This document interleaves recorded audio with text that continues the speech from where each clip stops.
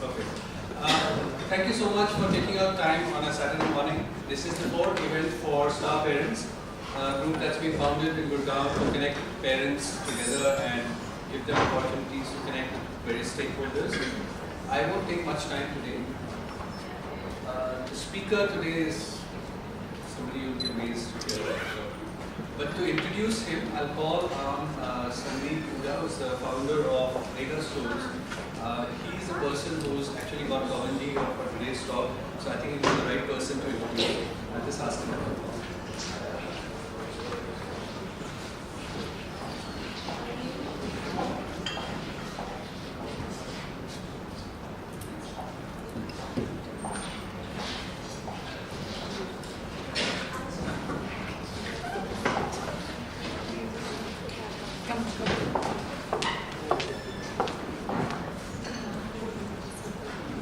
Good morning, everyone. My journey began as a parent about 3.5 years ago. My son, who was 4 then, used to go to a school that was, let's just say, one of the highest ranked schools in the country. And after going to school for about 3 months, he said he didn't want to go to school. He refused to go to school. This little kid, he loves learning. At the age of 3, 2.5, 3, he used to love reading books. And so I went into the school and I said, I want to understand what's going on with my son. Why doesn't he want to go to school? So they told me that in their opinion, everything was great. And they said that they would not allow me to come and sit in the classes or walk about and try to understand what's wrong with my son. So I immediately pulled my son out of the school. And then I started looking for schools that at least, if nothing else, allow the parent to come in and partake. And I was really surprised that there were very few schools who do that. So then I started to travel across beyond India to try to see schools that are encouraging parents to partake and bring the world into the school and take the school out into the world. And I started discovering some absolutely incredible things around the world. I started discovering schools where parents, children, teachers, companies, artists, they all participate in the learning process. I started discovering schools where the school bell rings and kids don't want to leave the school because they love learning. And of course, what these schools were doing was incredible. Kids who are 8, 9 years old were raising millions of dollars for charity. Kids who were 13, 14 years old were sending microsatellites into space. Some kids who were 13, 14, 15 were proving NASA wrong. Kids 12, 13, 14, 15 are publishing books that are sold on Amazon. Absolutely incredible real world stuff that's relevant in the real work environment. Of course, as I started visiting these schools and building relationships with the amazing people who built these schools, I told them that I wish there was a school like that in India. And they turned around and said, look, why don't you get some people together and build one and we'll help you, we'll support you. So that's the very brief journey of Vega. Having said that, when I came back to India, and the one piece of the puzzle that was still unanswered was, people used to ask me, okay, you're doing this from all over the world. What about India, Indian values, Indian culture, that context? And it's in that context that I met Pawanji. And I can tell you that my interaction with him and what I learned from him and what Vega learned from him was the missing piece of the puzzle. We did not experience what we experienced in our interaction with him anywhere in the world. Not a single incredible school in the world told me what he told me. And it's great that he's here to share that with you himself. I'd like to welcome Pawanji.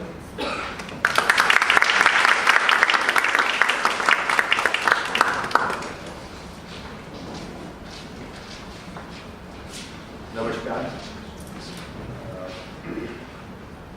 When Sandeep told me that he has a group like this and he has regular interactions, I was quite excited. But but I didn't know that he's going to call me to speak to all of you. And I was wondering for a long time, what should I be speaking on? I have no methods. I have only my experience to share with you. So I'll share some of that with you. And I hope that it will resonate with us. So we'll just put that in.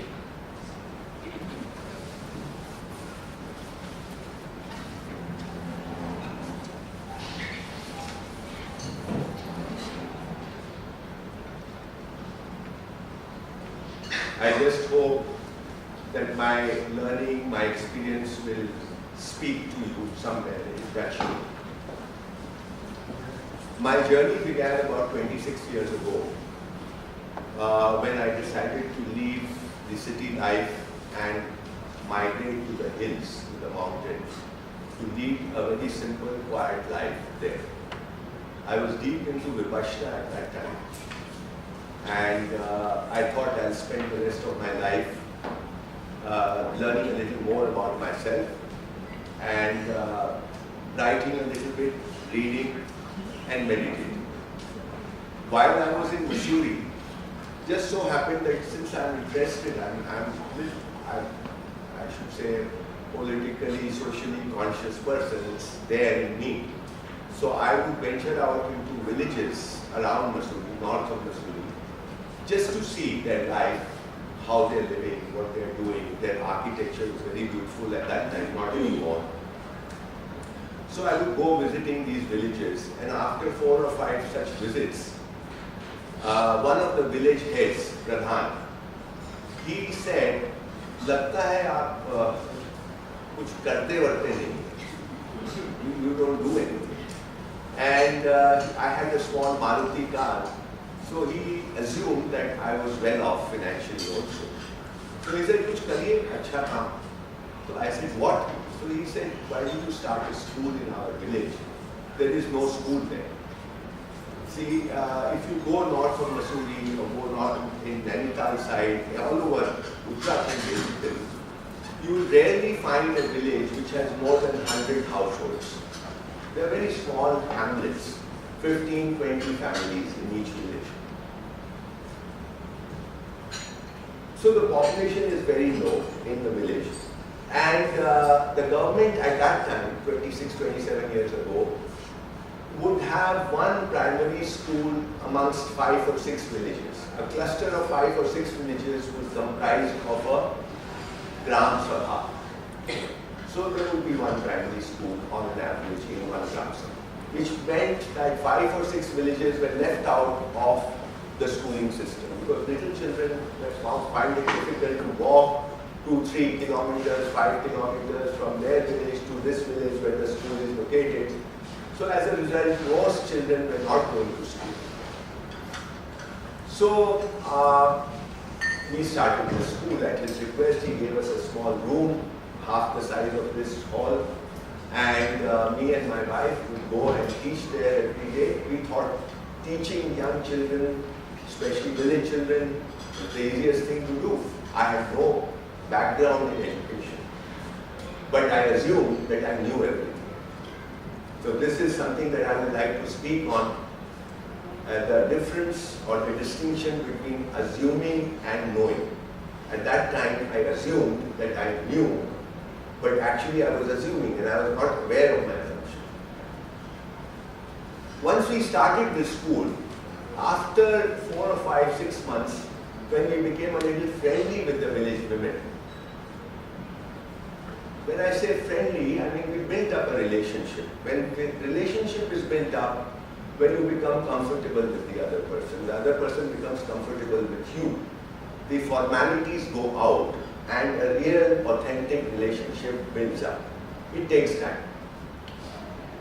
So once these women and we were comfortable with each other, the older women, especially in the age group of 50, 55, 45, they started coming and collecting around the school when we were about to finish the school. And then we got chatting. And they would say, "आप हमारे बच्चों को बर्बाद करो, पढ़ा लिखा." After giving this so-called education, you are ruining our children. वो न घर का रहता है न घाट का। He is neither here nor there. गांव का पढ़ा लिखा शहर में फिट होता है और शहर का पढ़ा लिखा विदेश में फिट होता है, और आप काम गांव में करें। मतलब after you have given them education or this whatever you are doing in the schools, the child no longer wants to live in the village. They want to migrate to the cities or towns, and those in the towns and cities want to migrate abroad. So how come you are saying that you are working for our village? These were the questions they posed to us, and of course we did a research study much later on this whole dilemma, that when you ask them, this is very interesting, when you ask a common villager in India, anywhere, do you want to send your child to school? 95% people will say yes, they want to send their children to school. But if you pose the question in a different way, and this is where the power of questioning comes in, which is very important in education.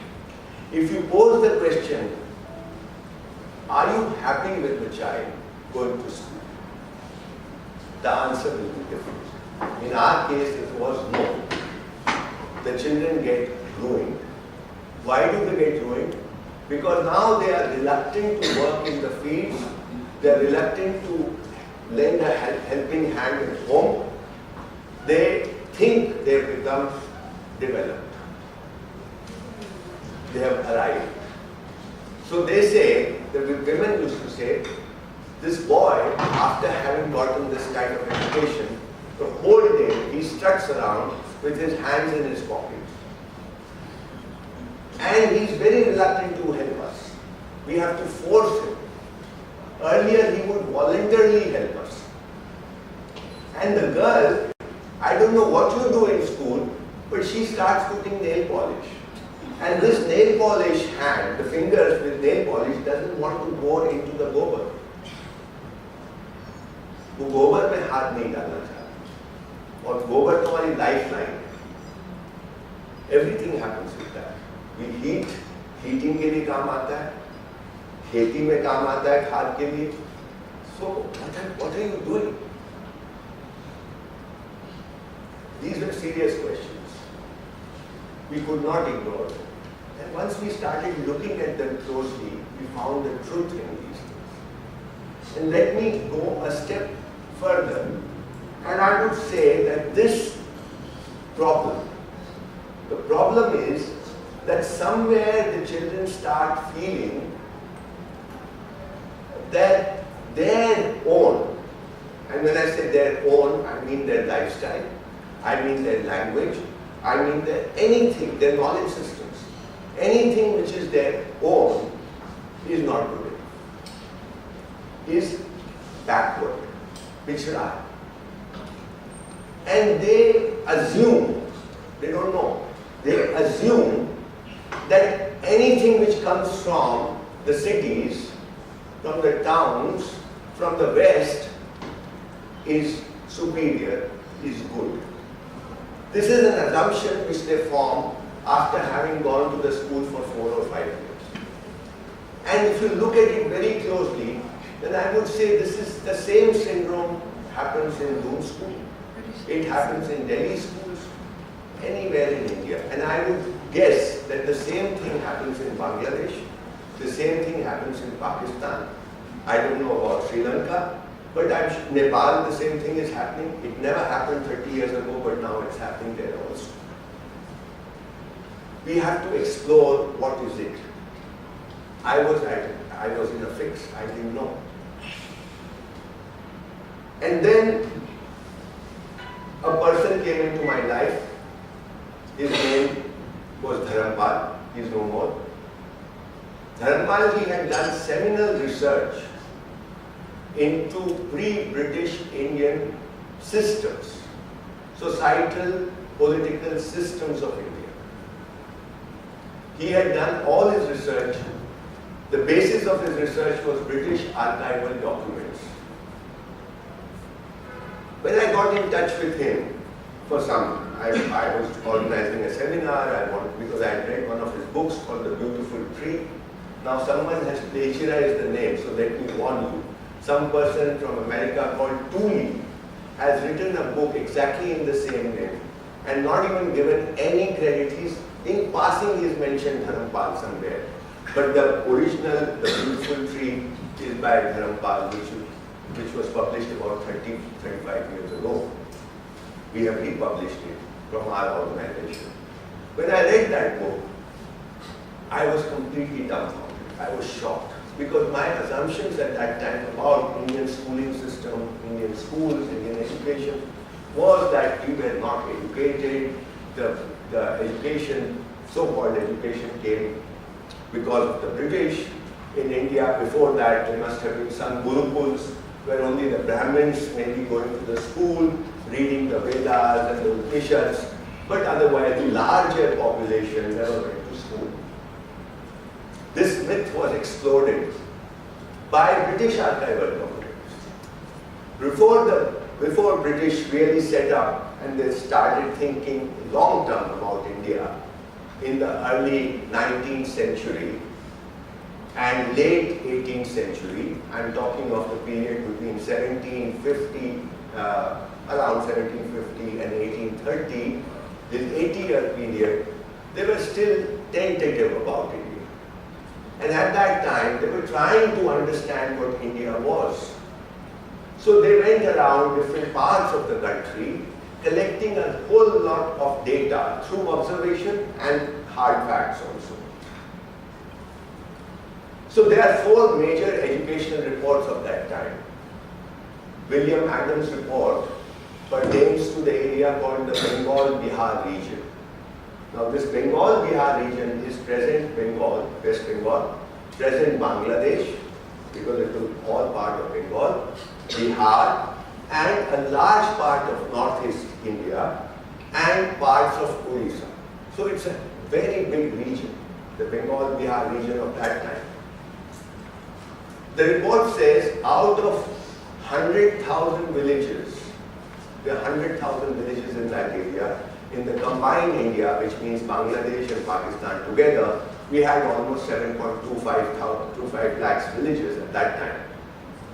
Today India has probably 5.6 lakh villages. So 1 lakh villages are in this area called Bengal-Bihar region.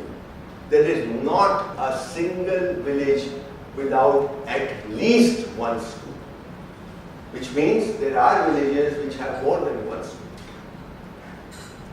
Then there is a report by Thomas Munro, which is of, this report must be 1780 or 1790. All these reports are between 1760 and 1830, that's 80-year period, 70, 80 years. Thomas Munro's report is of down south, which includes present Tamil Nadu, Andhra Pradesh, parts of Kerala and Andhra Pradesh, and also parts of Orissa.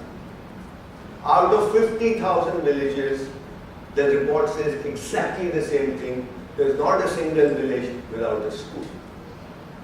Then there is a third report by Lickner, which is of Punjab, both the east and the west Punjab. Now West Punjab is in Pakistan.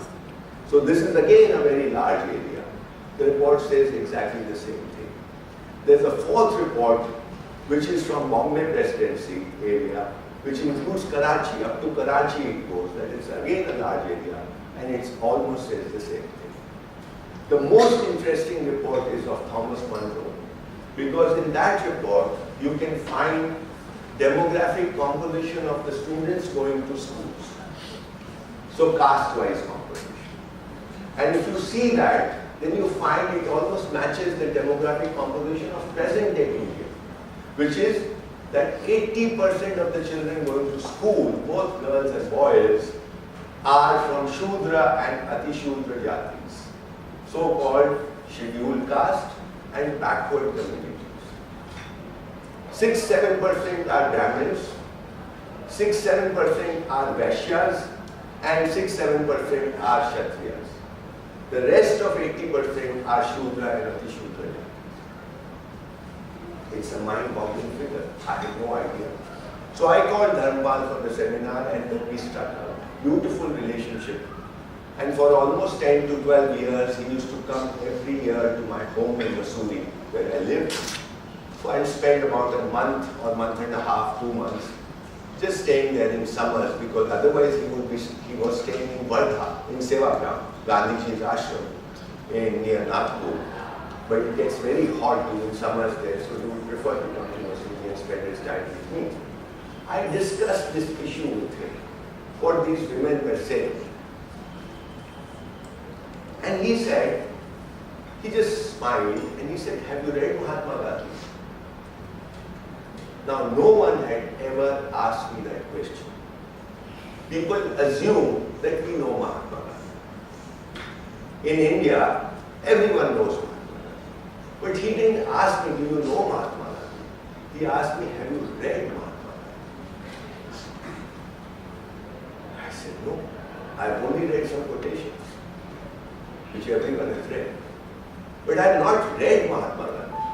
And if you go further, maybe few people have read Hind Swaraj, few people have read Experiments with Truth, but that's not reading Mahatma Gandhi. So I said, what do I do? He said, get the entire works of Mahatma Gandhi. So I bought 100 volumes of collected works of Mahatma Gandhi, published by the Publication Division, Government of India. And he insisted that get both the Hindi volumes and the English volumes, because you must not avoid reading translations. Read what he has spoken in Hindi, what he has spoken in English. So I got 200 sets of books, 100 in English, 100 in Hindi. It was a big problem where to keep them, but I got them. And then he would say, okay, why don't you, in answer to my question, he would say, okay, pick up, why don't you read his speech given in BHU on 6th February 1916? Or why don't you read his speech given in Muir College, which is now Allahabad University, 17th March 1918, things like that. He remembered the dates, so it was very easy for me. So I started reading and I got hooked. My problem was the answer lay in Gandhi's works. So at one level the child imbibes this complex, inferiority complex. At another level the child becomes an imitator, a mindless imitator. So the originality goes out, creativity goes out, and he talks a lot about aesthetics. And he says how the aesthetics in India is going down rapidly. And if you read Kumaraswamy, Anand Kumaraswamy, if you people are interested in education, I would strongly recommend, please read Anand Kumaraswamy. He is not an Indian in the typical sense, he is from Sri Lanka, but he wrote as an Indian, because he never, civilizationally, he felt that there is no difference. We are one civilization. Anand Kumaraswamy was a curator of New York Museum, Boston Museum, I think. He was a great connoisseur of art. He's written on art, he's written on religion, he's written on spirituality, he's written on education, and an amazing person. And you will find it very easily. Kumaraswamy, in one of his books called Art and Swadeshi, talks about this, what Mahatma Gandhi is only referring to. And this is written in 1910. He says what is happening in India is very sad. There was a time, and he's talking of not ancient times, he's talking of only a few years ago, 1910.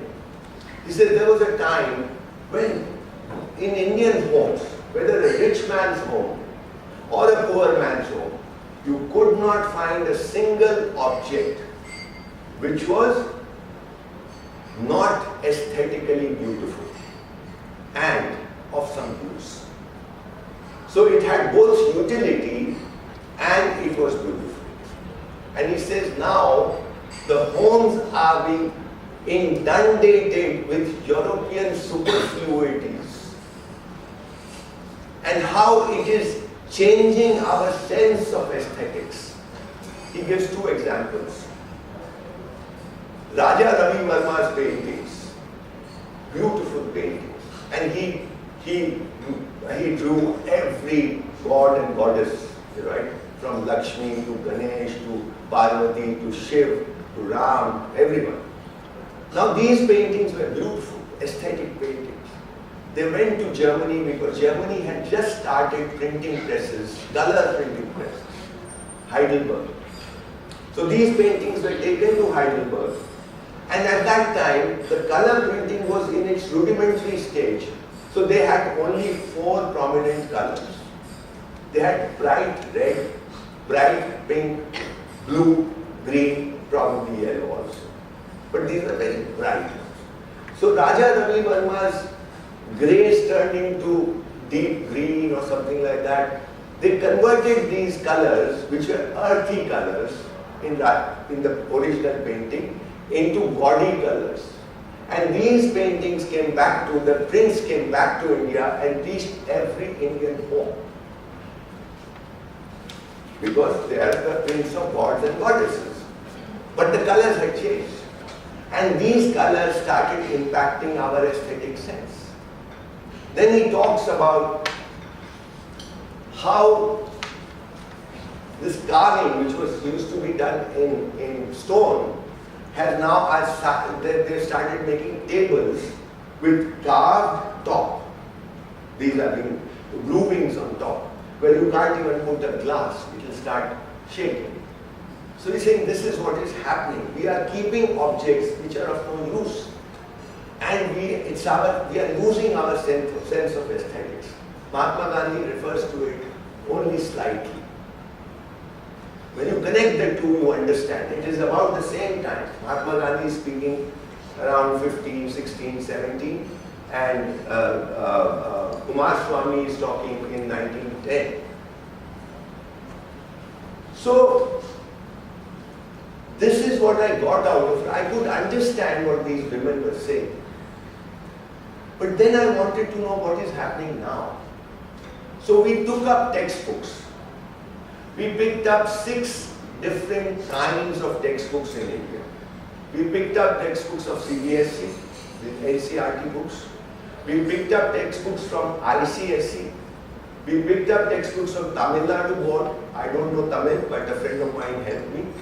We picked up books from Uttarakhand board, and we picked up books from UP board, and we also picked up books from Shishu Mandir, the RSS run schools. They are in large numbers in India. Because they claim they are more Indian.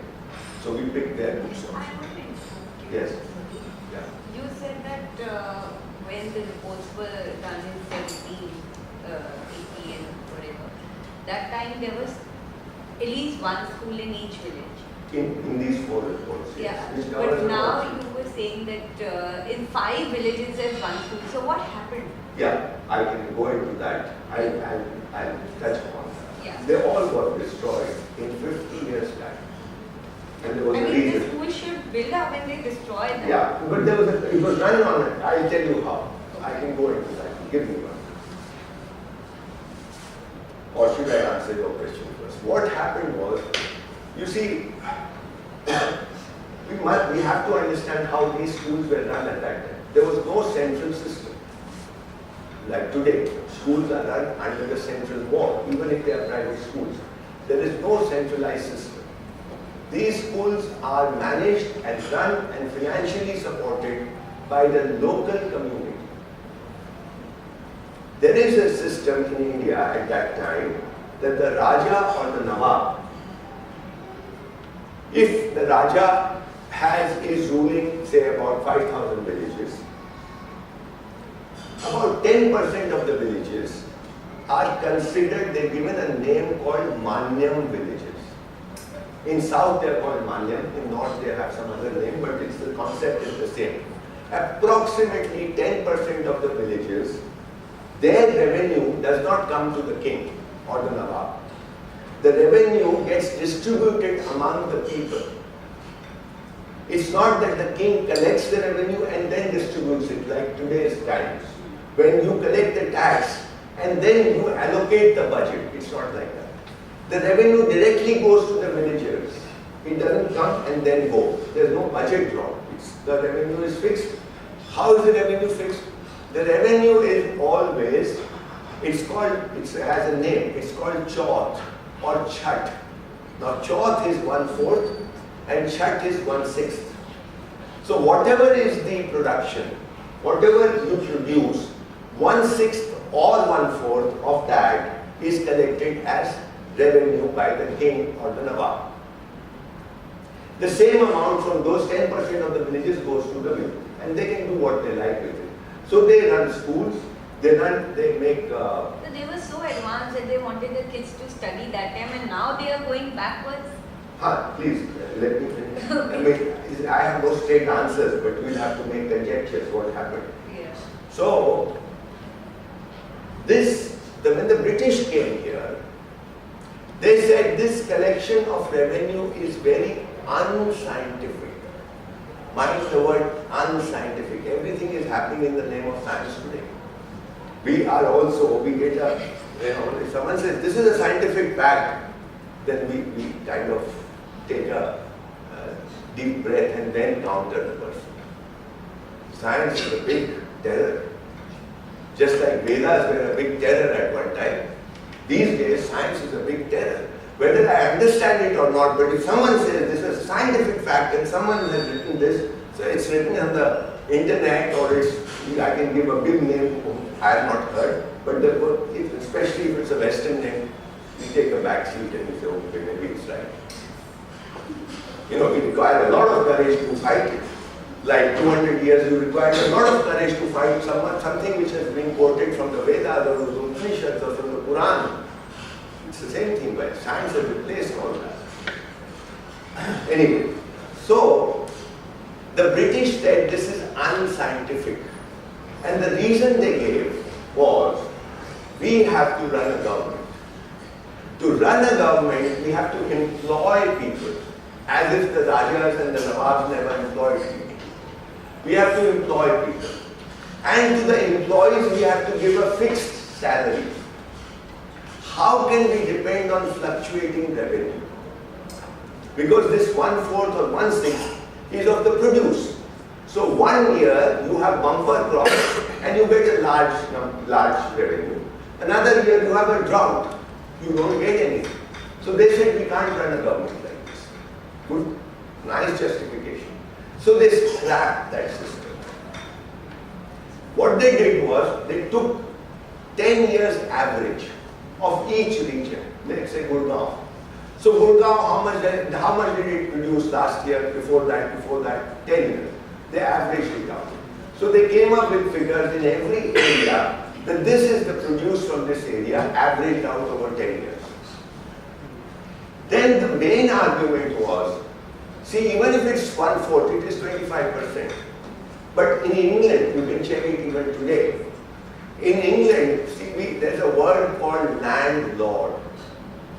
You check any Indian language, we don't have an equivalent word. Now we have converted it, and in Hindi they call it Bhu Swami. Land, Bhu, Lord, Swami. But we don't have an original word. It's very interesting. We don't have a word like that, landlord, in any Indian language. Because we did not have this system.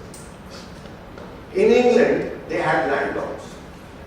And these landlords used to own acres and acres of land. And if you go to Scotland, even today, you will find that some important families whose ancestors have been viceroys in India, they still own 5,000, 10,000 acres of land, even today, in this day and age. Now, in their property, there are many people staying there. They are called tenants. These tenants give 80% of their produce to the landlord at that time. And out of that 80%, 55% goes to the government of England, UK. The rest remains with the landlord. So the argument is, the British argument is, how can we have come to India to rule this country? How can we take 25% from them, whereas we take 80% from our own people? This is not justice. So they say we must take at least 80% from them. Then there's another school of thought, British school of thought, which says if you raise their revenue from 25 to 80%, there'll be a revolt here. So don't do that so suddenly. So then there's a compromise is made and they fix it at about 55%. So if Gurgaon has 1,000 villages and if let's say the produce is 5,000 metric tons, they make 55% of that and they convert it into value money terms. Let's say it comes to 100,000 rupees.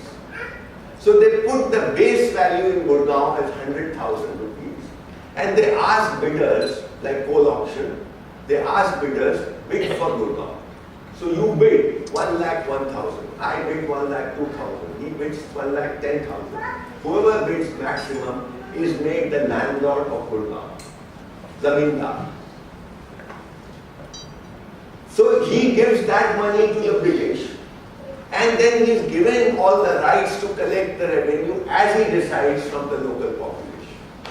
So he becomes the cruel Zamindar. The British are the justice givers. They have already taken the money. But the cruelty is done by this Zamindar to extract that money because he has to recover that money. So that whole system of revenue collection, which was prior to their coming here, is disbanded. The Manyam system is disbanded. We get into a huge poverty cycle because the small farmers are not sometimes able to pay even the revenue, which is fixed because there's a drought. See, in earlier times, if there's a drought, then you are giving 1/4 or 1/6 of whatever is there. So there's always something which is with you. But in these changed circumstances, if your revenue is fixed for 100 rupees, you're not even producing 100 rupees worth of things. But that 100 rupees you have to give. So we get into a huge poverty cycle and all these public conveniences managed by people go for a 6. This is what happened. I mean, I'm giving you a very quick answer to your question. And India goes through a spiral between 1760 and 1858. We are down in the dumps.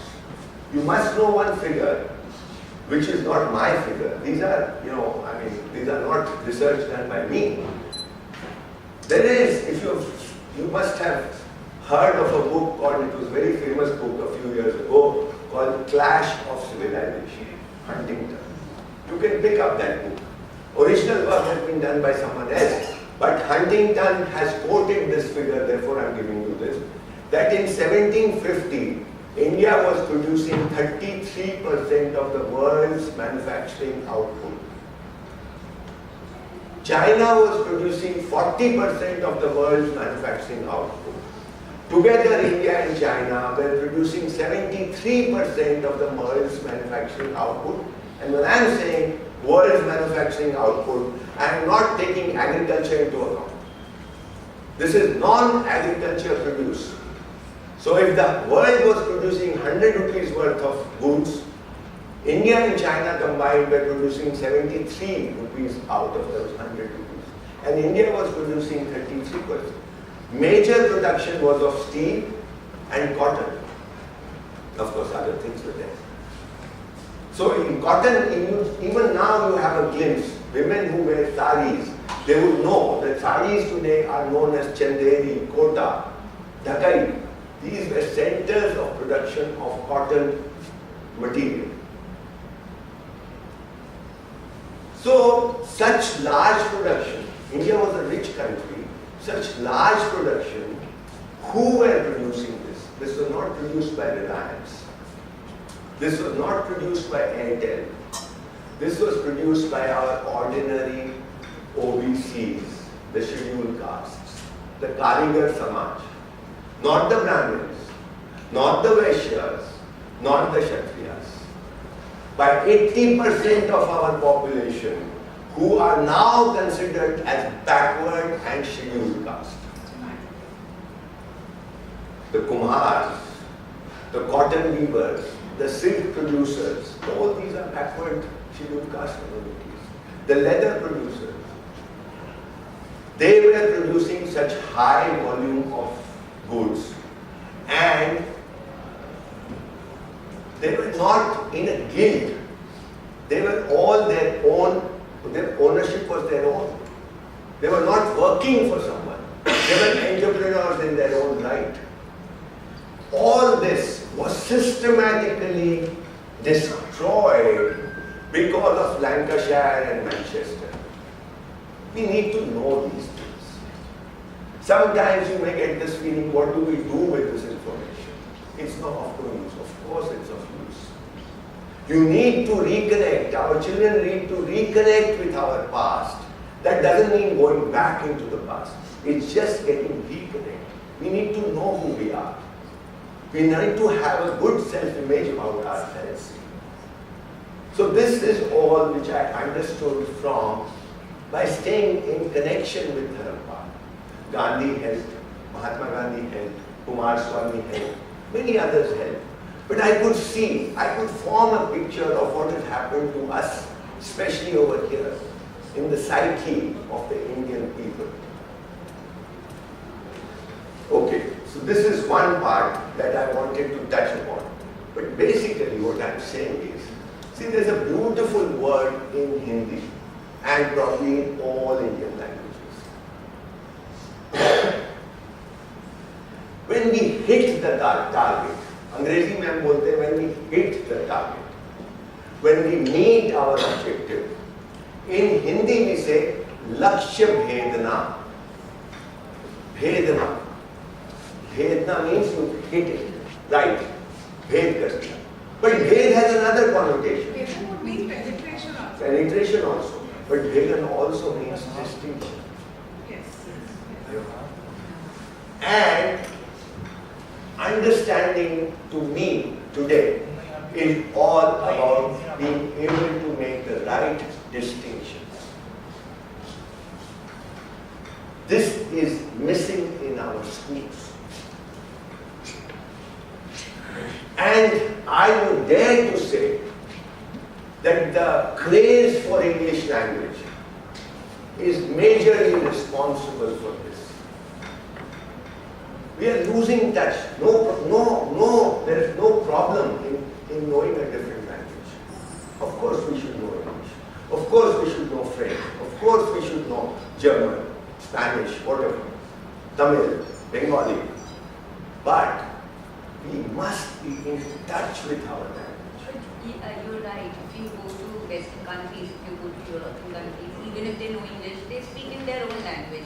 But we, as Indians, We are almost ashamed. yeah, we don't want to talk in Hindi. We want to only talk. If you're talking in English, then you are educated. Otherwise, you're illiterate. So that's how. But there is a fundamental difference. You see, 4 years or 5 years ago, I was very pained by what is happening. So I organized a conference on Indian languages. And the idea was, there's a friend of mine, I would ask sometime to call her. She works in Rewari or Gurgaon. There's a National Institute of, they're doing research, brain research. It's a very good institute. And this lady works there, she's a friend of Mahesh Kushal. She has worked on the neural activities of children who are connected with their own languages and who are not. Very interesting research. But I did this conference, and you know something so interesting and so important emerged there. That how language carries with it a whole worldview. Languages are not neutral. They're not neutral. It's not that if you're saying something in Hindi or Bengali and then you're saying in English, it's the same. Well, in the area of doing, get me that glass of water, it's fine. But at the level of thinking, it's different. I'll give you one example. What emerged in that book, it's not my knowledge, it's what emerged there. What emerged was that all Indian languages are constructed in a different way, including Tamil. I am specially stressing on Tamil because Tamil claims that it is not from the Sanskrit stock. Rest of the Indian languages, the source is Sanskrit, but not Tamil. But including Tamil, the way it is constructed, if I burn my hand, my hand got burnt. I would say मेरा हाथ जल गया. You will say the same way in Bengali. You will say the same way in Gujarati, in Marathi, in Tamil, in Telugu, in Malayalam. मेरा हाथ जल गया. But in English you will say, I burnt my hand. मैंने अपना हाथ जला लिया. I burnt my hand. मेरा doership बहुत important होगा. I burnt my hand. If I get a child, I said, Sandeep बोलेगा, पवन के घर बच्चा हो गया. But my wife gave birth to a child. Doership. किसी की शादी हो गई, उसकी शादी हो गई. They got married, she got married, he got married. Again, doership is very important. बारिश हो गई. अंग्रेजी में आप बोलेंगे, it is raining. There is an entity called it, which is raining. Construction is different. So ours comes from a happening culture. It comes, the roots are in our philosophy, where I am not the only doer. Whatever is unfolding in front of me, whatever is happening in front of me, and getting manifested in some way, I am playing one role, but I am not the only person playing the role. There is lots happening, and I am also playing a role, and then it happens. So it's a happening culture. Whereas you can say that European languages, the way they are constructed, are doing culture. I am not saying that is inferior, this is superior. I am not saying that. I am saying it's different. And this makes a world of a difference because this constructs a different worldview. Your relationships are constructed because of this. Now, even in those homes where English is spoken 80 or 90% of the time, English to become your language will take minimum 5 generations. You may be speaking in English, but for English to get into your roots, seep in, where the idioms and phrases are natural to you, will take ages. Our kids are in a pathetic situation, whether from a village or from a city, because they are getting disconnected in this craze for English language. They are getting disconnected with their own languages. They may be speaking their own languages, but they speak with a sense of shame.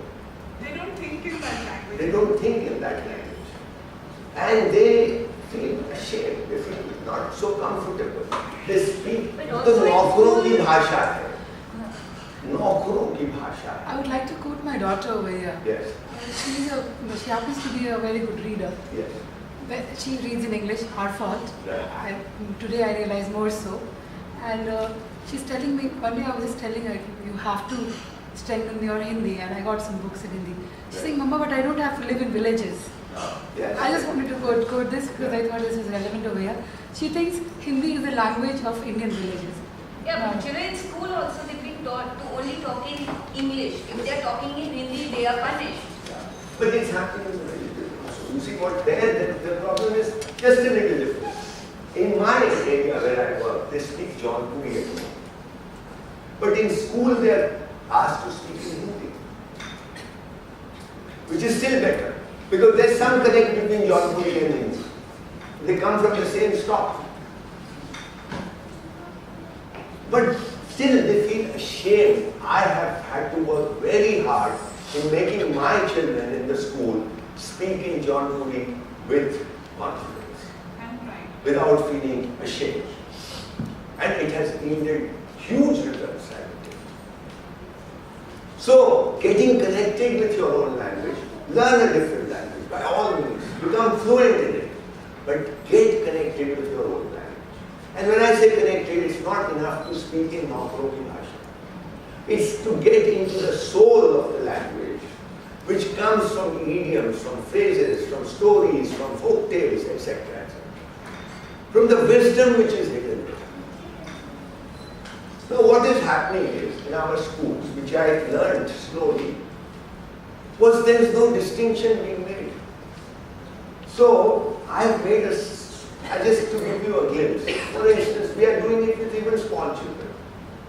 What we ask them is, what is the difference between meaning and word? Because as I said, in school, in any teaching environment, learning environment, questions are very powerful tools to make the child think in that space, to direct the attention of the child in that space where the answer lies. The assumption we are making is the answer is there. It's not my property. This IPR business is it's a commercial thing. There's no truth in it. Knowledge is. It's not my knowledge or your knowledge. Knowledge is. It's there. A question directs the attention of the child in that space where the answer lies. Let the child discover that answer. So, what is the difference between word and meaning? Just this question opens a whole new space for the child and the teacher and the environment to explore these things beautifully. Then you can explain, word is always in a language. Be it English or Hindi or Bengali or Tamil. Word is in a language, but meaning is beyond language. If I'm dumb, I can't speak the word, I can't speak. If I'm deaf, I can't hear. But I still can understand the meaning because it is beyond language. Meaning is in the space.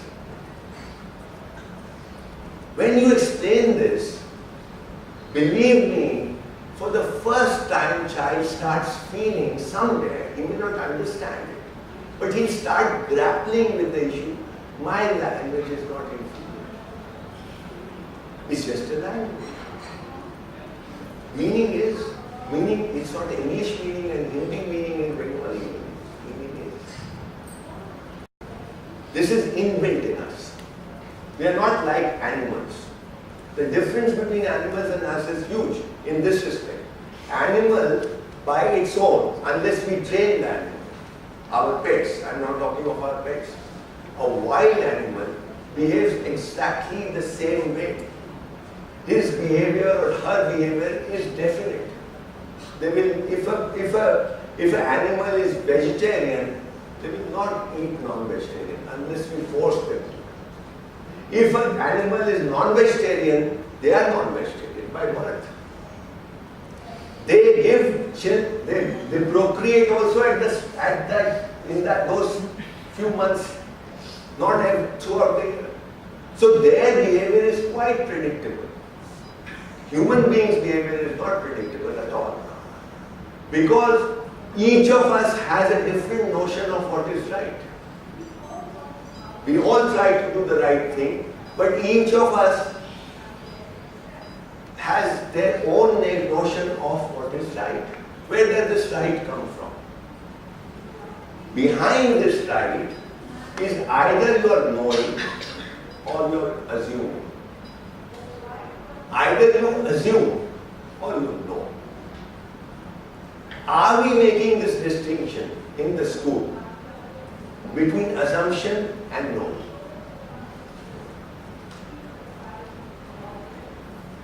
This distinction is important.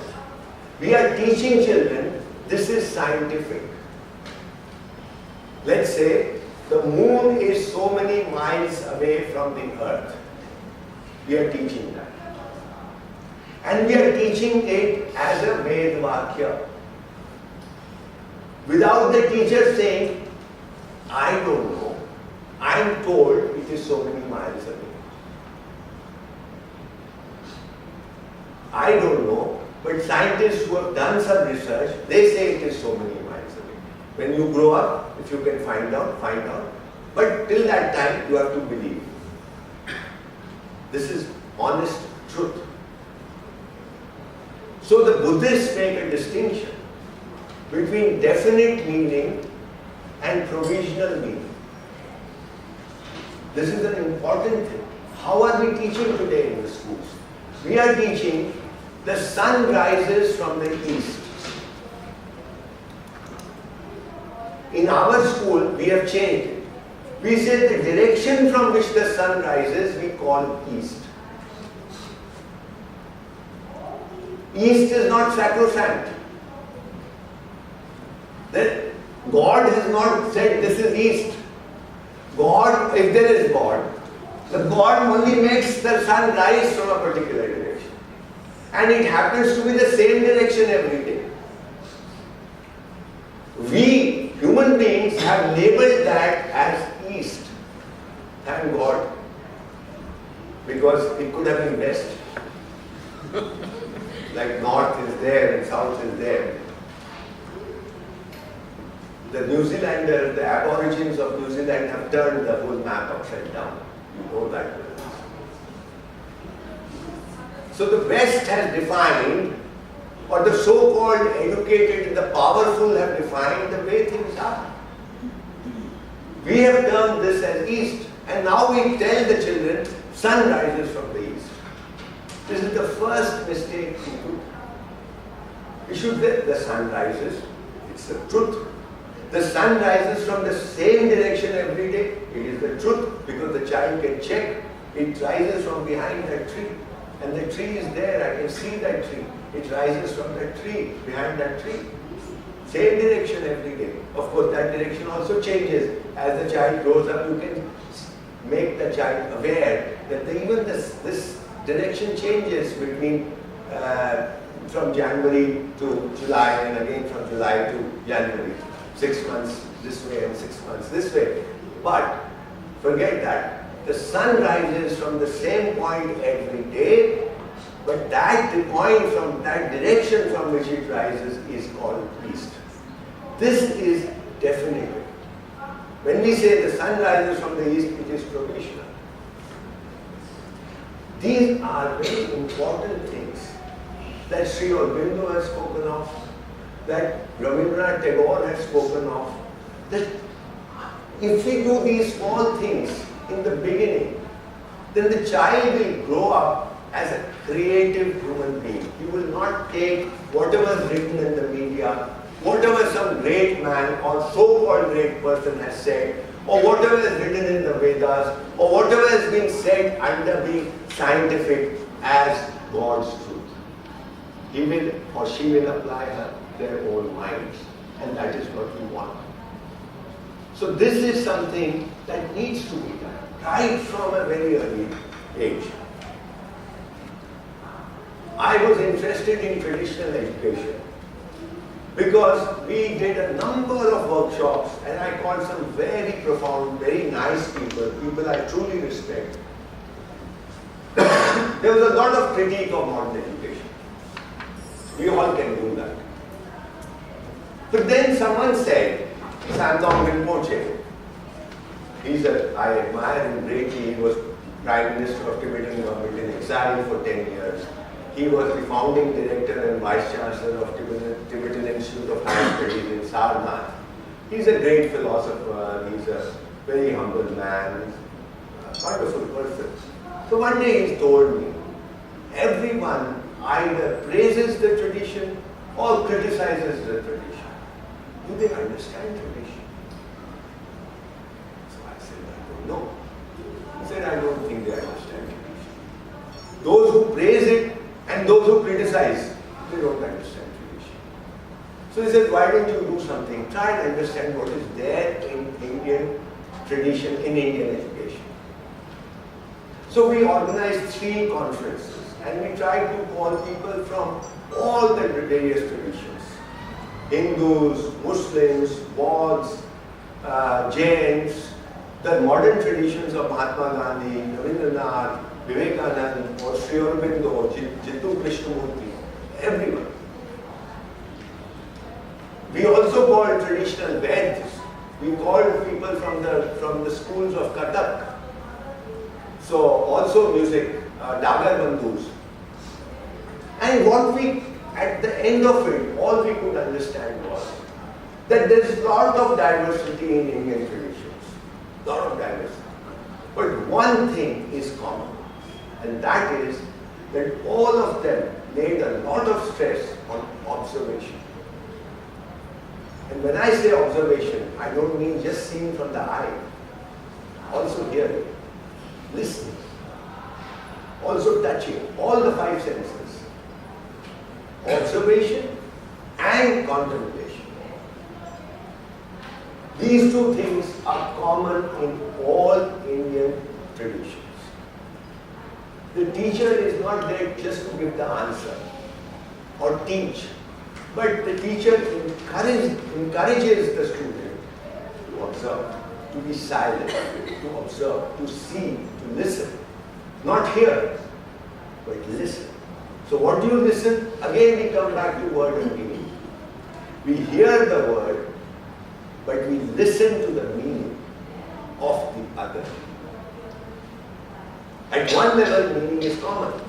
But at another level, you may, if you are a friend of mine, you may be speaking in a different way. I understand that meaning. Someone will say, oh, she's insulting me. But I don't take it as an insult because I see the meaning. Yeah. So meaning is important of the other. Meaning of the language in which a certain culture is embedded. These are unique meanings. These cannot be translated. When I was doing work in my schools, where as I told you, they speak Jaunpuri. Once we asked the children to make a dictionary of Jaunpuri words, and they came up with many words. When we tried to translate it in Hindi or English, we could not find a single word. For instance, there's a beautiful word in Jaunpuri called paralana. What is paralana? In Hindi we have a word called palana. Palana is to bring up a child. Paralana in Jaunpuri is to bring up a plant. A small plant. There is no Hindi word for it. There is no English word for it. It is unique in Jaunpuri. When we told the children, we brought to their attention that, wow, this word does not exist in another language. And your language is so rich. You should have seen the expression on the children's face.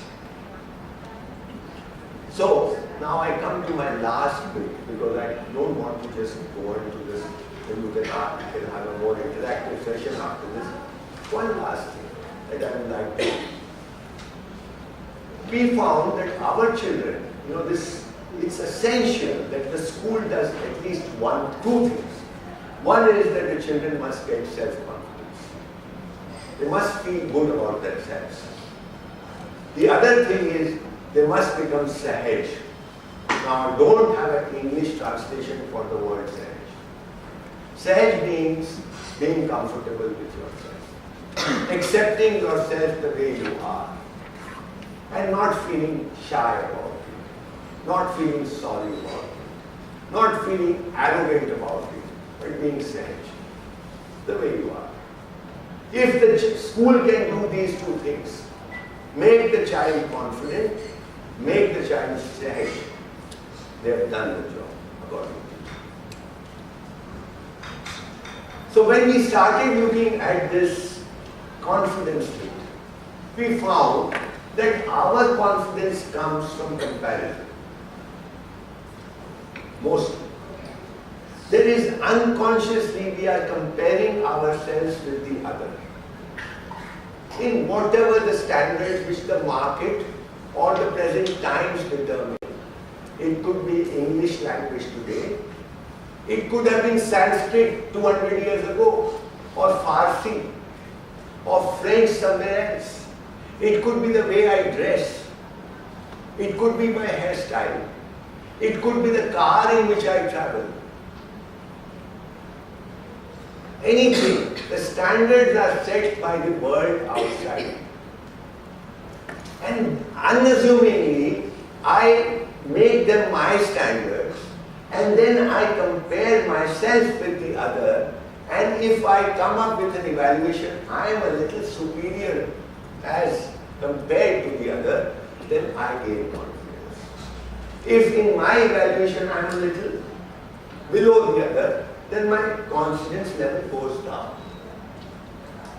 We coined a word, this is called Sapeksha Atmavishwas. There's a word in Sanskrit or Hindi called Sapeksha. Sapeksha means in relation to, in comparison to. So there is an element of comparison involved here. So this keeps fluctuating. This is never constant. This doesn't make me sahaj. So then there's another word which we coined, Nirapeksha Atmavishwas. Nirapeksha is where I don't compare with the other. I am the way that I am. And I am comfortable with myself. How does this happen? This happens with true knowledge. And this is where philosophy comes in.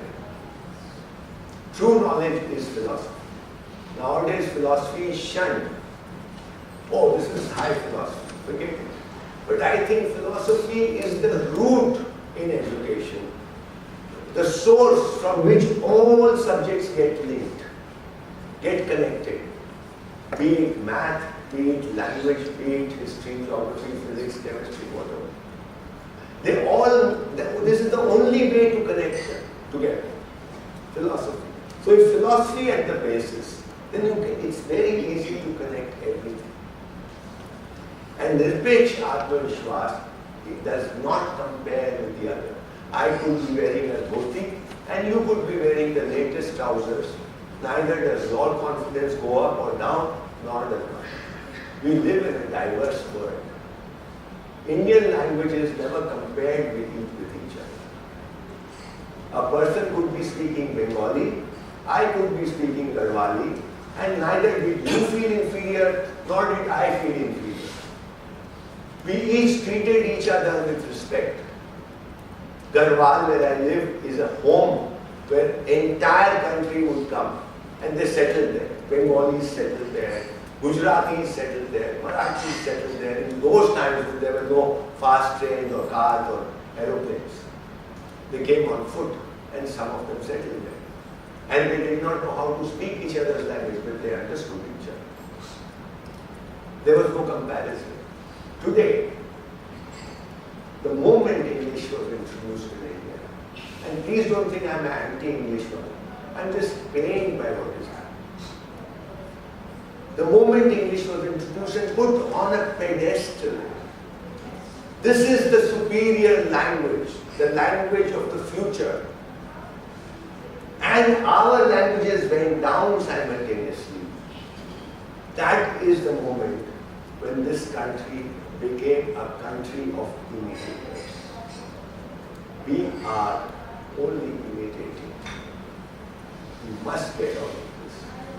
We must gain our originality, our creativity, our sense of aesthetics, and it is possible. Few experiments which I have done, I gained this confidence. It is possible. I don't have ready-made answers. We have to do a lot of experiments, not at the cost of anyone else, at the cost of mine. If I am a teacher, I have to be a born experimenter. I have to do prayog. I am not doing prayog on the child. I am doing prayog with myself. And I will discover, that will be my takeaway from teaching. Otherwise teaching can become so monotonous, so insipid after a few years. This is the only thing which keeps me going, and going how? Because I learn every day. I learn from every situation. And for this, we can create an atmosphere where this happens. So I think I'll finish here, but that doesn't mean that you can ask questions, you can respond, you can have your comments. I want to say something. Please don't mind. Yeah. You just said that our language is going down and we have put English on the pedestal. And I really feel you should have done this speech in Hindi. There are people I can see, I ask, I thought that they will not understand. Why not? I love to do it in Hindi. Because that's my national language.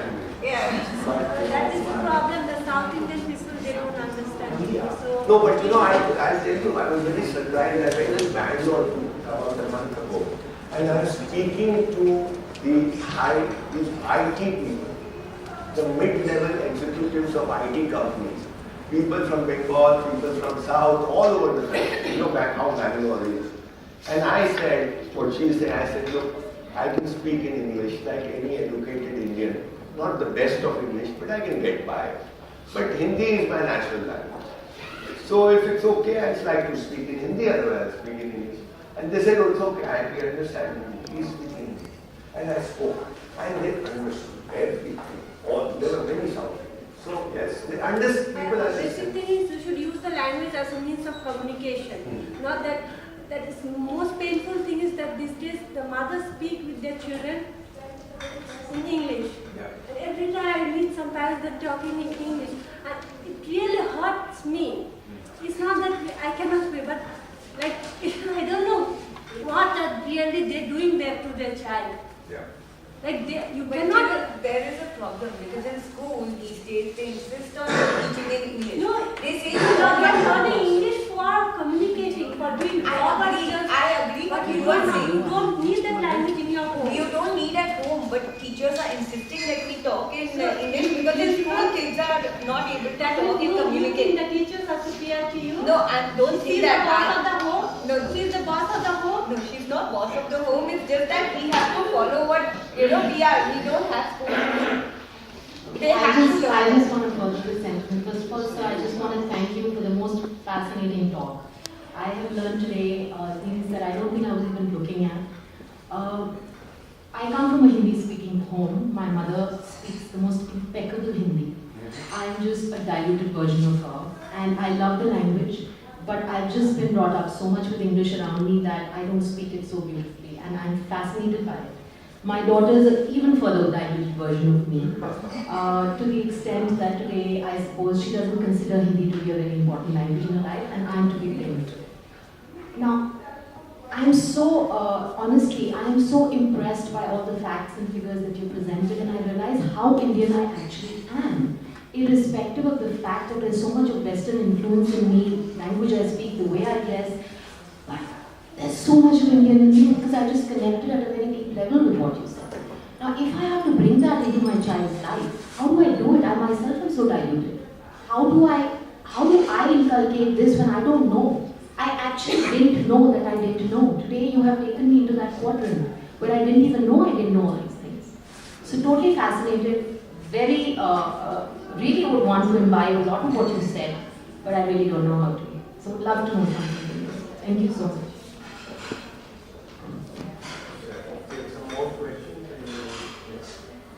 Yeah, one simple question. अब करना क्या? This is to Puja there. I would just Puja and the school which the play group जिसमें my daughter goes. And Pooja is instrumental in making us come in the staff parent meeting.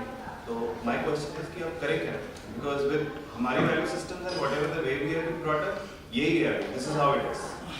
Right? We were in that stage जहाँ पर हमें ये नहीं बोला गया कि English बोलो, लेकिन environment ने we forced us to do it, right? And even the jobs and whatever we had, the way things had been, करना तो वही पड़ा हमें.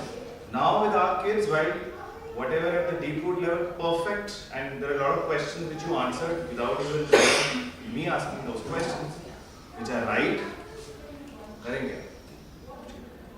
Yeah, and I would say that I know that आपको एक बारी में सारा आंसर नहीं दे पाओगे, but maybe those as a matter of fact, the star parents is that if we have those baby steps, and then first of all we need to change. Forget even about kids. So I am totally confused कि मुझे अपने बच्चे को handle कैसे करें. Very good statement. Yeah, ठीक है, इतना मुझे समझ में आया कि let it be, उसको जो वो है करने दे. Right? But then there are certain lines to be drawn, how to be drawn, how to make her fit into the environment which is changing, evolving, so on and so forth. And yes, you want the best for your kid. And I don't want her to after 20 years realize that she has a screwed up mind. Correct? Like us. So the only thing which I want my kid to learn is she should know what she's doing. and she should feel comfortable in what she does. Yeah. And she should not be ashamed of our language and our roots. I think she, Sir, there are different, schools of thoughts regarding this because India being such a diverse country with so many cultures and so many language-speaking people, many say that Hindi is the national language, but other school of thought says that no, it is not. So, like, how to come in mid, because me being a Bengali, okay, honestly saying so, and my husband is a Tamilian. Now we have a cross-cultural marriage and my child speaks all the languages. I mean, she speaks Tamil, she speaks Bengali, even she speaks Indian, English, that is what mine. So like, she's 6 plus. huh? 6 plus. My son, he has started just speaking, he's 2 This is one plus. of the best things you've done. If she can speak 4 languages, fantastic. Yeah, because we wanted her to be rooted, I tried to speak in Bengali with her. I told my husband to speak Tamil with her so that she is being rooted and she understands to her extent. So like, as everybody of us are discussing over here regarding coming in between how to be rooted in our tradition or how to understand. Since Hindi, what is the mode of, this thing, because Hindi not being the national, No, it's, Hindi is not the question. yes. No, I was just saying, if not English, then being Indian, what? I mean, I respond to these things. See, the question is not English versus. No, it's not. It's not even my question. The first is that all our languages are constructed.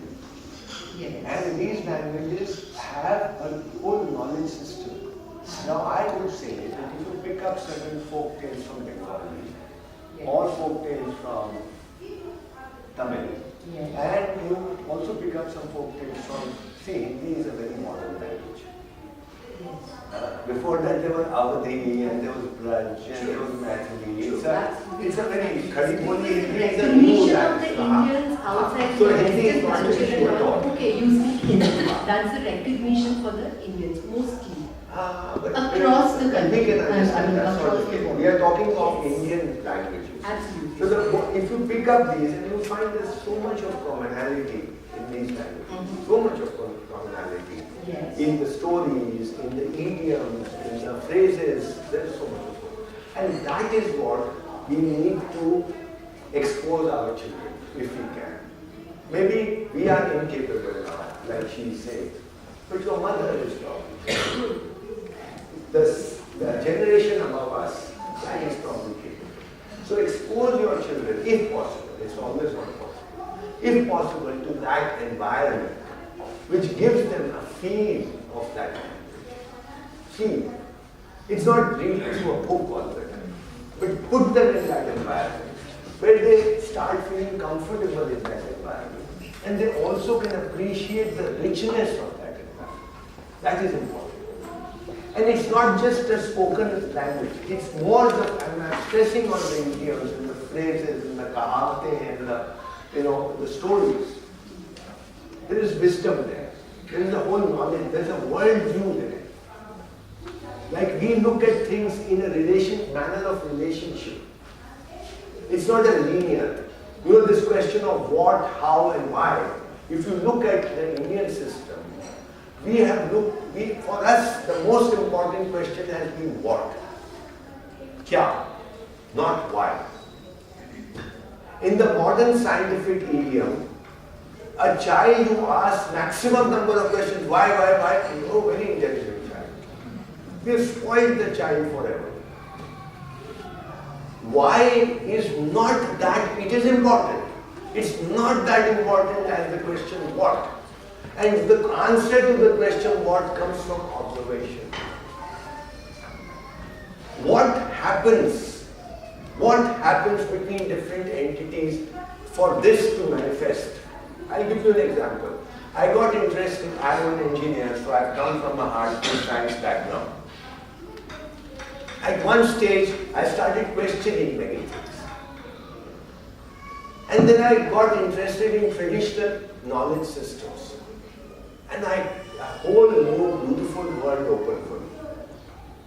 So one day, we did all our research through our children in schools, little children, class 5, class 4, class 6, class 7. So we made them go out into the villages to understand the belief systems around weather and around agriculture practices. We came to know that the farmers in our area, they know that this year it is going to be a good rainfall year or it's going to be a drought or scanty rainfall. They already know this in this month, February, March. Basanta Ritu. This is Basant. Fagun. How do they know? Now you see, look what they do. This is the time of the year when the crows make nest in the tree. Because this is the time when they lay their eggs. They don't lay eggs in Grishma Ritu or in Barish or in winters. They lay their eggs just after the winters in Fagun. All the crows, not one crow, all crows. And therefore they make a nest. Now if the nest, say this is the tree, the leaves start from here and they go up to here. If the crow makes the nest in the middle portion of the tree, then the farmers, this is in February, March, then the farmers say this year we are going to get a good rainfall. But if the nest is made right on the top, towards the top of the tree, then they know this year we're going to have a scanty rainfall. Okay, and we tried this experiment in our school. We asked the children to keep a diary and make a note. And it is true. Then I discovered farmers in Madhya Pradesh also believe this. Farmers in Maharashtra also believe this. Farmers in Bihar also believe this. How do the farmers know that the crow knows that it is going to rain in 4 months hence? The rains in India happen in the middle of June, July. System. I met a farmer in Maharashtra who said, sir, there's a person in my village who will tell you exactly whether it's going to rain tomorrow, day after, the day after, the day after or not. I said, how does he do it? And he said what he does is, this is all to do with what, not why. What he does is he observes the western sky at the time of sunset. If the sky, he calls it in Marathi Raktim. Raktim means blood, the color of blood. If the sky is the color of blood, at the time of sunset, he makes a note of it in his diary. 9 months from that day, according to lunar calendar, if I call you Tithi, you will say he's talking superstition. Not according to this Georgian calendar. But if he's observing that it's not superstition, it is. So, according to Tithi, 9 months from that day, he says it's bound to rain. If it is not Raktim, it will not rain. I did this experiment again in my school. I asked the children to keep a diary, observe the western sky, and put a dot there, Raktim, not Raktim, Raktim, not Raktim. 95% accuracy. But this is about observation and no It's all about observation. So what you're saying is observe the western sky, not the western books. No. I mean, Western books, I have learned a lot from Western books. So I am not going to condemn them. I mean, I learned a lot from a person called Fritjof Capra who questioned science, first time. So, I mean, and there is a lot of rubbish in our books. So I am not one of those persons, in this polarized world, I don't believe at all. Yes. Thank you so much for your first-hand experience telling. And Gandhi said you can't have rights until you have responsibilities. And you were saying philosophy is the only thing that ties all the subjects together. And I've been working on service and Martin Luther King's idea of beloved community. And he, of course, learned from Gandhi. I learned from civil rights people who came after Martin Luther King, and also from Italian constructivism, Reggio Emilia. So creating meaning, and I teach young children right now music. So in the civil rights, music was very important. So I sent analog tape recorders home with my kindergarten, first, second, third graders to bed with them, and they sang in their languages lullabies. So music in service of love, how to calm a child down. The parents sang. Instead of, kids stop singing because they think, I can't be a singer, I'm not going to be a rock star, I have to do it this way. So I was trying to connect with other purposes of music, and a song came back to me when you were talking, and it's a very short part of it I would like to sing. It's from Bernice Reagan from Civil Rights, and it goes like this. We all, every one of us, have to come home again. Some of us, we grew up on the bottom, we lived on the bottom, and then we declared that we'd never return to the bottom. We all, every one of us, have to come home again. So I learned a lot from the civil rights. Thank you so much.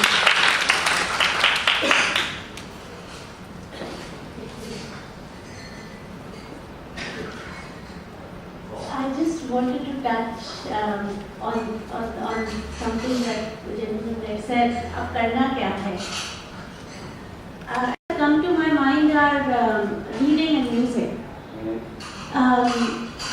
Just reading in that language to children allows for those idioms, for those phrases, for some of the culture to seep into it. It's an uphill battle because there is so much of kind of angst against Hindi, or it's considered so inferior. And I'll give an example. My daughter is in 5th grade, and they were asked to read Paras Patthar as a book. They gave children 2 months to read that book and write a review. And she just was not bothered about it. I let her do it for 1 month, and finally I said, you have to read. She says, मैं लिख के दे दूँगी, कोई बात नहीं, 10 page, 15 page पढ़ लिए, मैं लिख के दे दूँगी. I had a conversation with her to understand what was going on because I was very bothered. How can you have that callous attitude? She said, Mama, everybody in class is doing that. So in a class of 30 kids, she said, Mama, nobody has read it. They have read 30 pages and have done the review. Some have not read and done the review. And their parents are okay with it. Because अगर math में ऐसा बच्चा करेगा वो नहीं मानेंगे, या English में ऐसा करेंगे, they are not ready for it. But Hindi it was okay.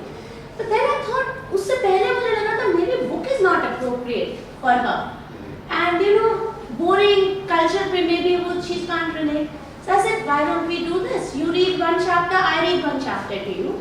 Let's try and get through this. And as I started reading to her, I thought the book was beautiful. And it opened a world for me as well. So one aspect of it is reading.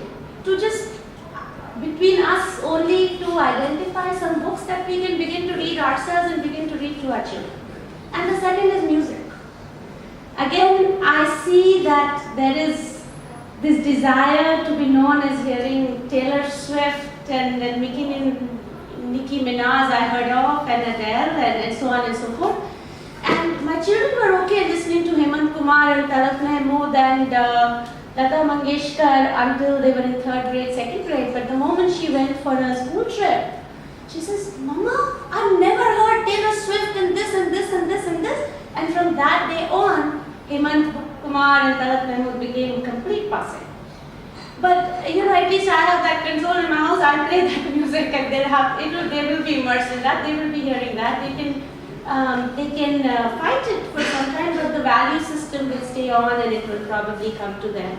So in schools also we try. I know the teacher is not here. You are running play school. Yeah. And I must share with you what Aurobindo has said about young children. Right.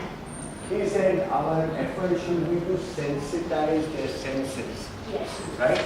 So what he suggests, and this is before he went to Pondicherry, before he became this Maharshi, when he was still in Calcutta after England, that time he's written powerful stuff on education. Yeah. So he says all you do is to sensitize them to all the 5 senses. And he gives some examples.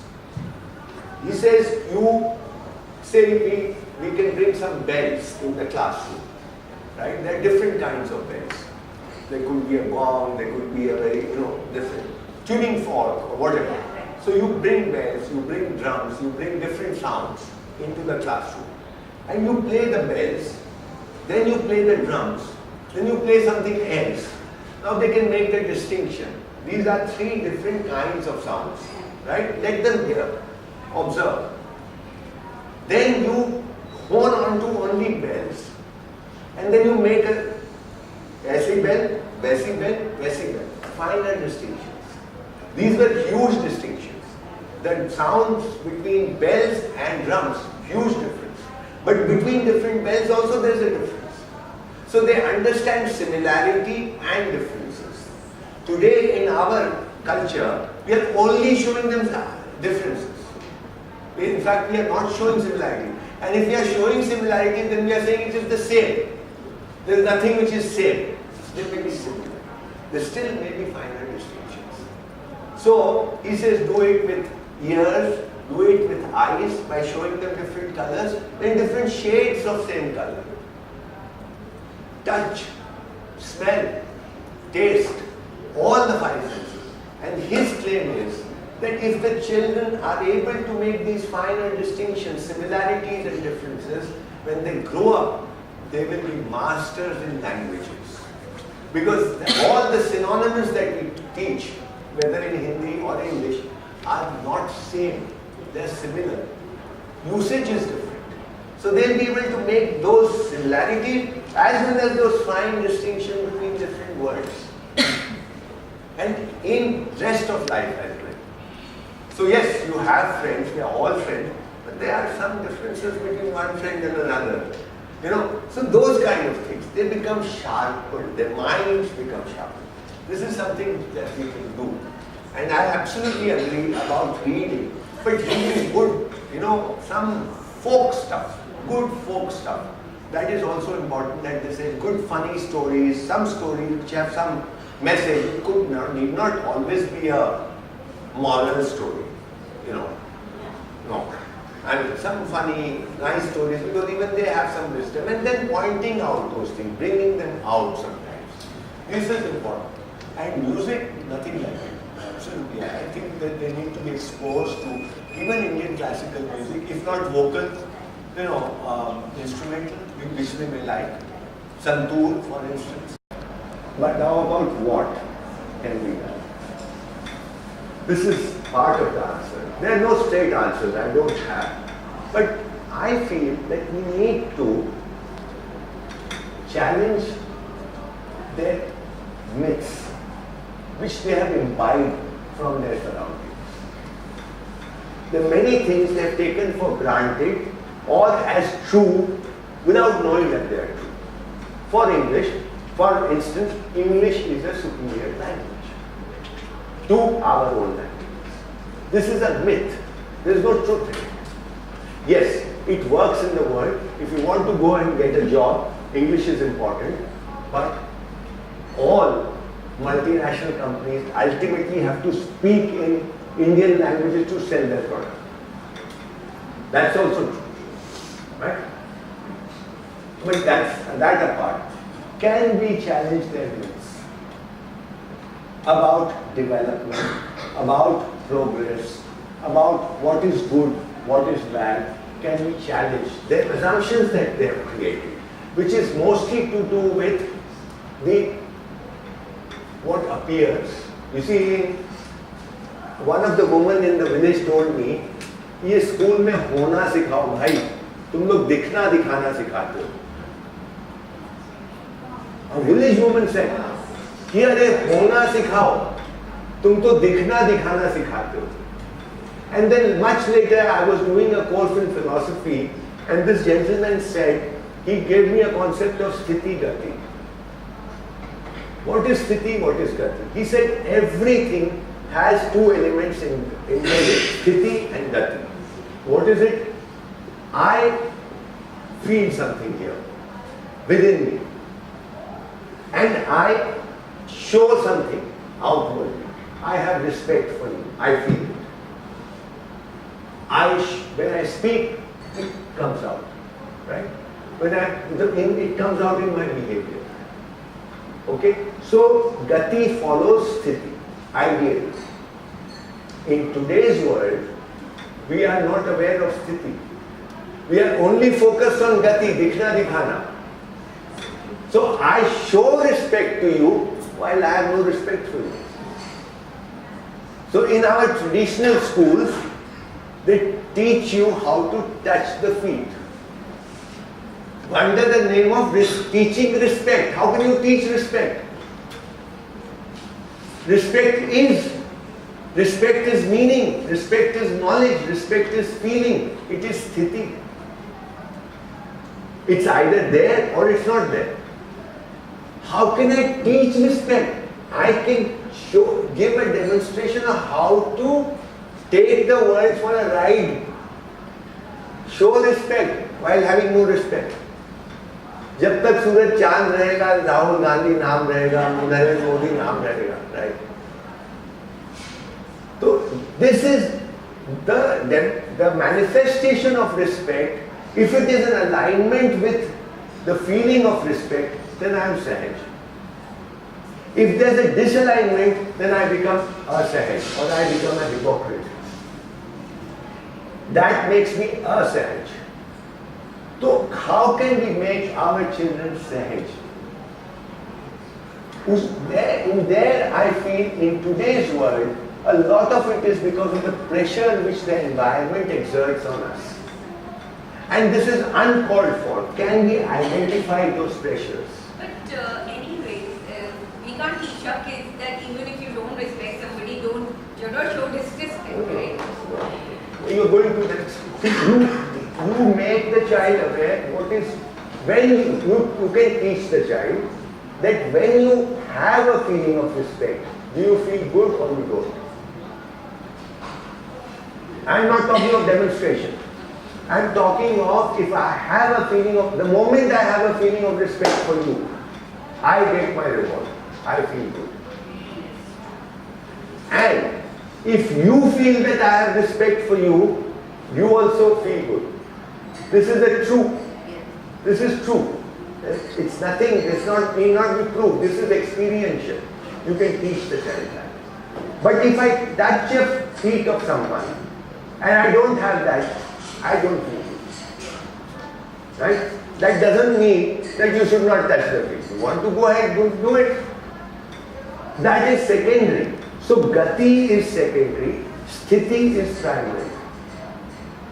So basically, all the time bringing the attention, you may not use these words, but bringing the attention of the child to the sthiti. Sthiti is important.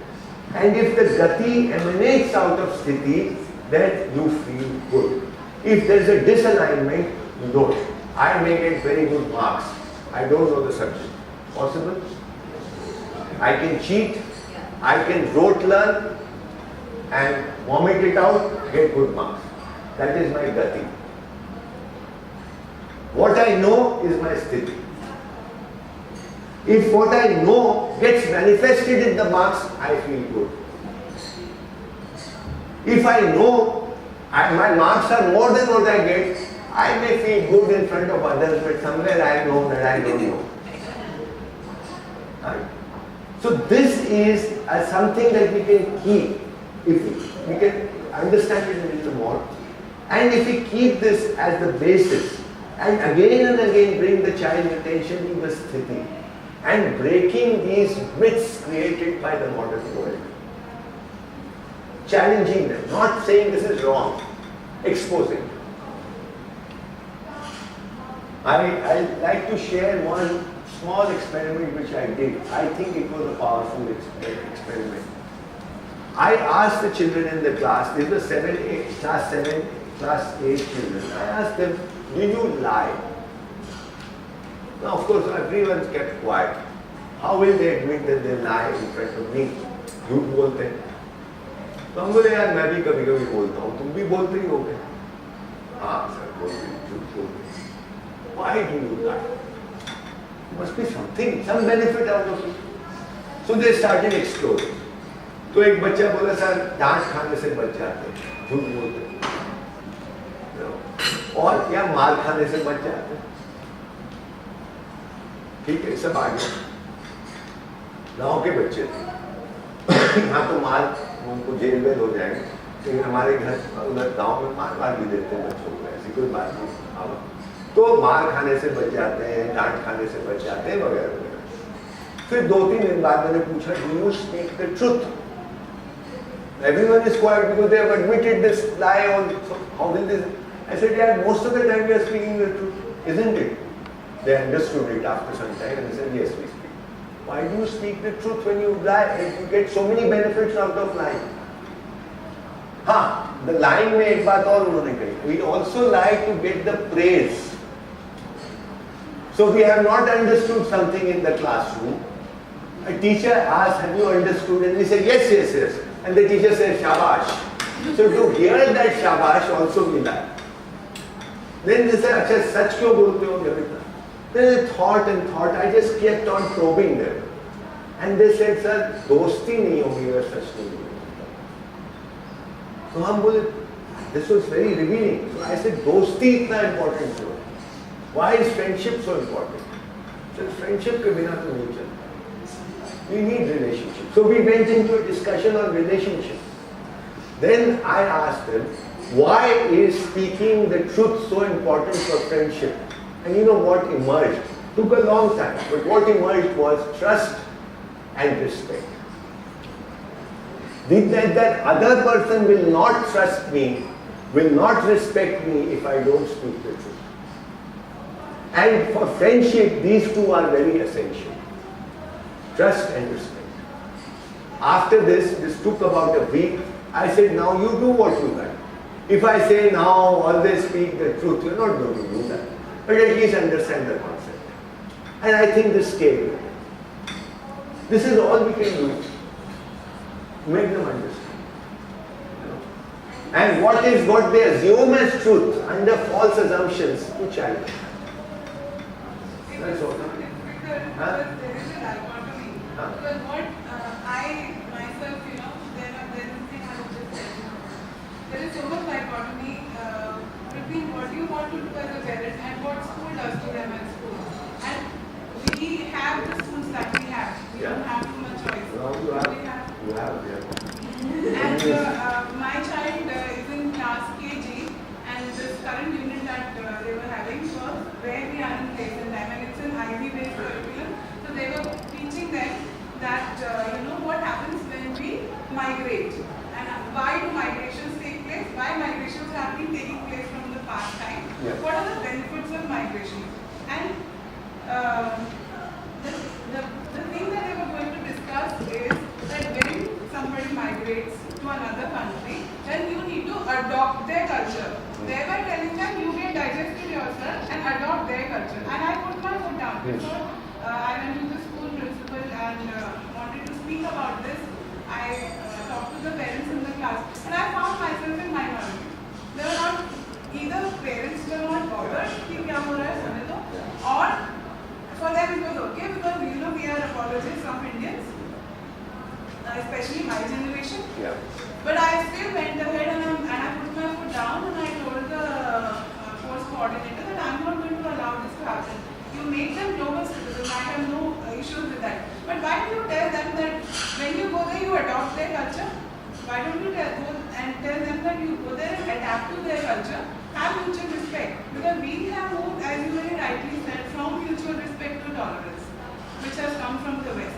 So the course coordinator understood my point and she said, you know what, we've never even thought to it. They did make some changes for this session. I don't know what they नहीं ये भी problem है. देखिए ये अभी हम लोग बोलते हैं we want religious tolerance. We don't say we want mutual respect between religions. UN में भी है. You know, in the UN Charter, if you read, there's a mutual tolerance between religions. Ridiculous. What do we tolerate? Pain. बर्दाश्त करते हैं ना. अच्छा नहीं लग रहा भैया, बर्दाश्त कर रहे हैं, तो टॉलरेट कर रहे हैं. Why can't they replace it by simple word mutual respect? This is very deep. You see, and this, you see, in our language we have a word called dharma. Now no child knows dharma. They think dharma means religion. Religion is what? Dharma is completely different. पिता का धर्म, बेटे का धर्म, बेटी का धर्म, माँ का धर्म, टीचर का धर्म, शिष्य का धर्म. Dharma means your responsibility, your duties. You know. So that meaning has got, and it has been replaced by a small thing called religion. This is what is happening. The languages are not same. तो ये एकदम आप ठीक कह रही हैं कि आपको लड़ना पड़ेगा. ऐसे ही है आज के दिन. तो हम कैसे लड़े? स्कूल लड़िए, आप जाके बोले वो भी लड़ना ही है. उतना भी अगर 10 लोग भी बोलेंगे फर्क पड़ेगा, मुझे लगता है वही कर सकते हैं. नहीं तो अपना स्कूल शुरू करिए. वो लोग विलिंग थे ये मानने के लिए कि अगर I told them if you are talking about relocation, very good, but say that when you relocate there are good things that may happen to you, there are also bad things that may happen to you. And they said, no, we can't discuss. I said, bye. And then my child was supposed to make a presentation. I am a Kashmiri Pandit thrown out of Kashmir. So I made a point that he made a presentation on the relocation of our community and what we have lost as a result of relocation and migration. We lost our values, we lost our culture, we lost our language. And this is what my community is striving for. He made a presentation and there was like a wow everywhere. But then that doesn't suffice, you know. I think there was one person who wanted to, I think this. That'll be the last question, but before we end, I'll just thank Pawanji on everybody's behalf. I love the creativity of the language and learn how to observe and let them the child explore. For that, as a parent, I think we should let go of the feelings. We are Karates. At times, parents feel, oh, child is aged 5, he hasn't started writing. We need to be very patient and sharing the same with our fellow other parents. That's how I think we can take a step towards changing the environment. And the one small question I have, the distinction between the self-esteem and the self-confidence in your own creativity, which you can have a time of.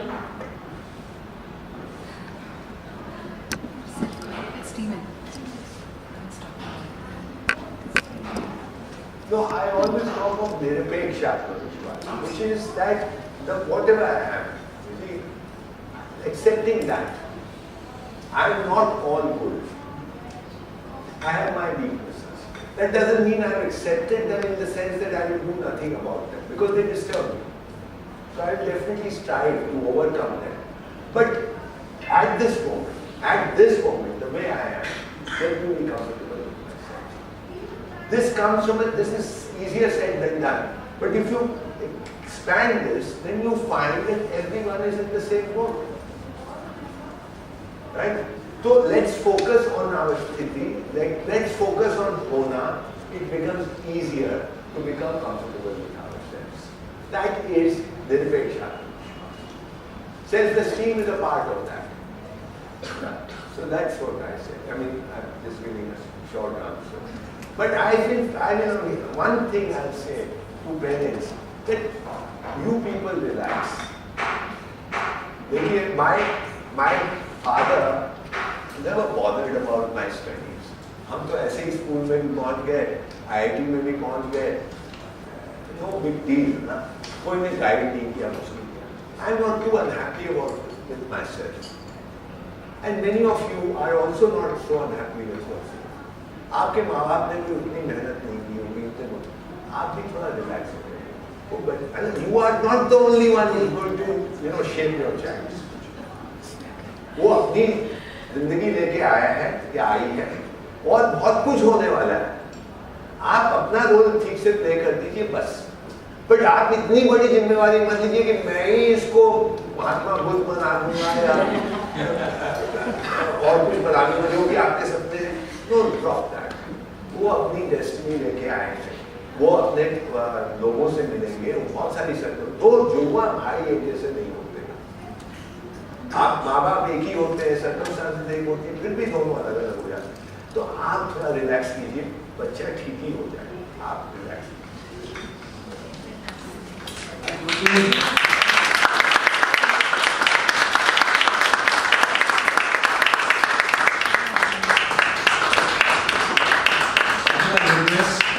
I'll request Sandeep to thank Pawanji instead of, I don't think I'm quite capable of doing that properly. But there's so much knowledge. And the sad part is people like him have abandoned cities like Gurgaon. We have gone and decided to live in a better part of India. The good part is that he's agreed to join the board of Vega Schools. So I'm sure we'll see more of him and we'll be able to interact a lot more with him. We'll spend some time outside. We have some tea, coffee, and some refreshments, and you can meet him and ask him some more questions. On behalf of all of you, I'll thank him, but I'd also like Sandeep to say a few words. I just wanted to say one very tiny thing. Something Pawanji said has really kind of irked me, and he said that we've become a land of, a country of imitators. And why it's irking me a lot is, I'll verbalize it.